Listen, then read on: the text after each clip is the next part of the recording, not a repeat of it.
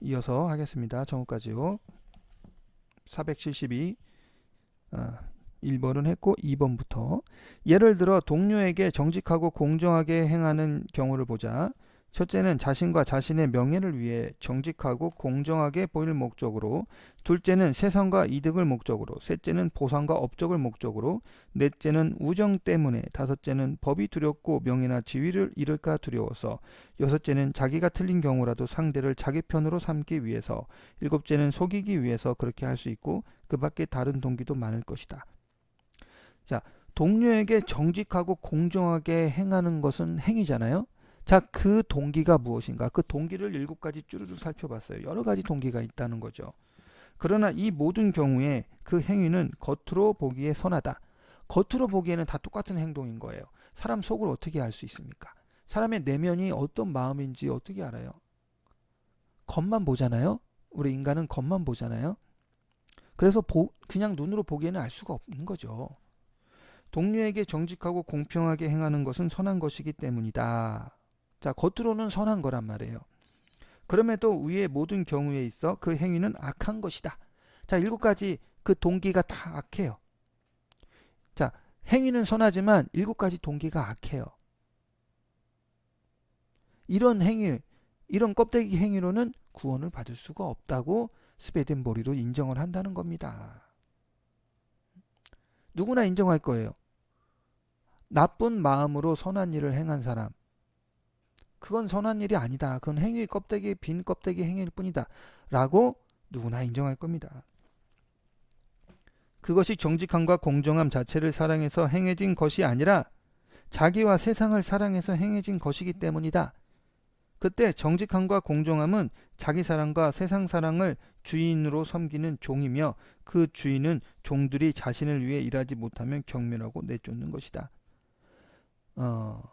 이런 행위를 저는 우상숭배가 아닐까라고 생각을 하는 겁니다.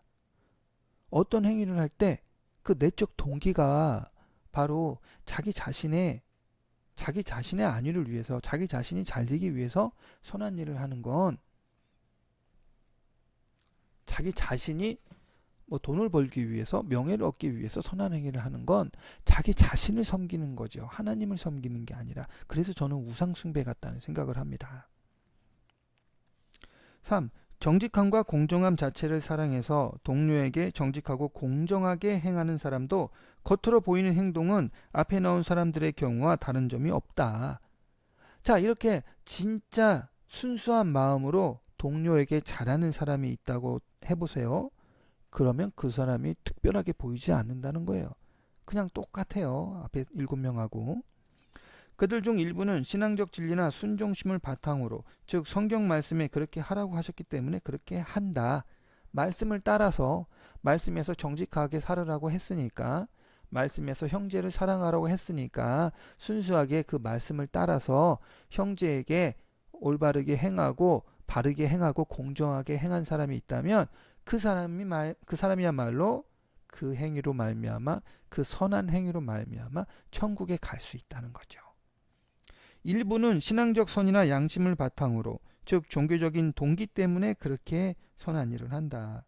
또 어떤 사람은 이웃사랑에서 비롯된 선으로, 즉 이웃의 선이 존중되어야 하기 때문에 그렇게 한다.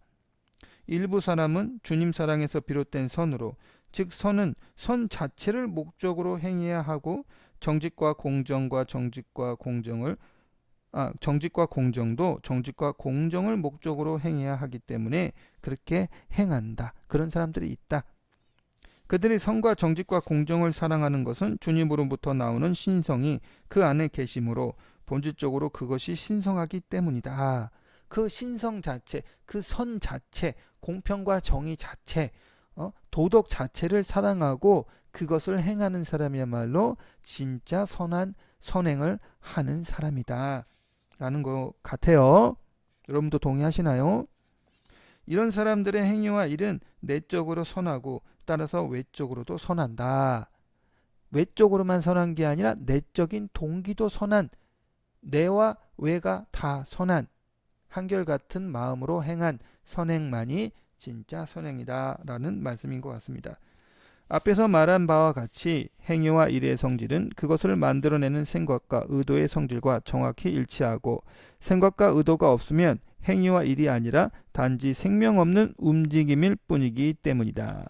이상 살펴본 것으로 말씀에 나오는 행위와 일이 무엇을 의미하는지 알 수 있다. 473. 행위와 일은 의도와 생각에서 나오므로 또한 사랑과 신앙에서 나오는 것이기도 하다. 의도와 생각, 사랑과 신앙, 이것이 연결이 됩니다. 따라서 신앙과 신앙에 따라 그 성질이 결정된다. 죄송합니다. 사랑과 신앙에 따라 그 성질이 결정된다. 사람의 사랑은 의도와 같은 말이고 신앙은 확립된 생각과 같은 말이기 때문이다. 자, 스웨덴보리는 신앙을 진리에 연결한단 말이에요. 생각에. 그리고 의도를 사랑에 연결을 합니다. 의도를 사랑에 연결을 해요.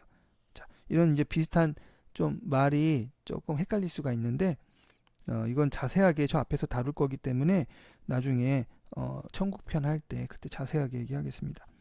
사람이 무엇을 사랑하면 그것을 의도하며 무엇을 믿으면 그것을 생각하는 것이다.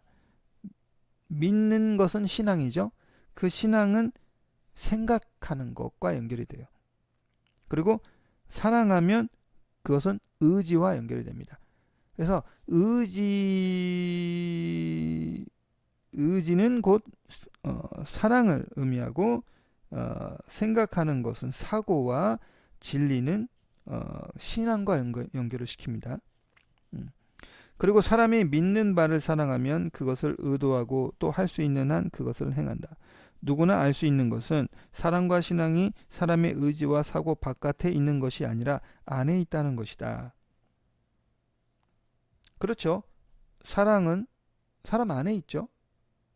그게 표현되는 것뿐이지 얼굴과 손짓과 몸짓과 바디 랭귀지 혹은 언어를 통해서 표출되고 표현되는 거죠. 하지만 그것은 바로 사람 안에 있는 것이죠. 신앙도 마찬가지고 신앙은 사고력에서 나와서 사람 안에 있는 것이죠. 의지는 사랑으로 불을 붙고 사고는 신앙적 사실들로 밝아지기 때문이다. 사고는 신앙적 사실들로 밝아진대요. 신앙을 통해서 내 사고들이 합리적이 되고 그리고 그 합리적인 사고 안으로 여러 가지 진리들이 들어올 수가 있는 거죠. 의지는 사랑으로 불붙는데요. 사랑이 예수님에게서 나와서 우리의 의지 안으로 들어가서 우리의 의지를 불붙게 하고 뜨겁게 하고 그리고 우리를 변화시키는 거예요. 저는 이렇게 이해가 됩니다. 그러므로 오직 지혜롭게 생각할 수 있는 사람들만 깨달음의 빛을 얻는다. 맞는 말이죠. 지혜롭게 생각할 수 있는 사람들만 깨달음의 빛을 얻는다. 그리고 깨달음의 빛을 받은 정도만큼 진리를 생각하고 의도하며 같은 말이 진리를 믿고 사랑한다.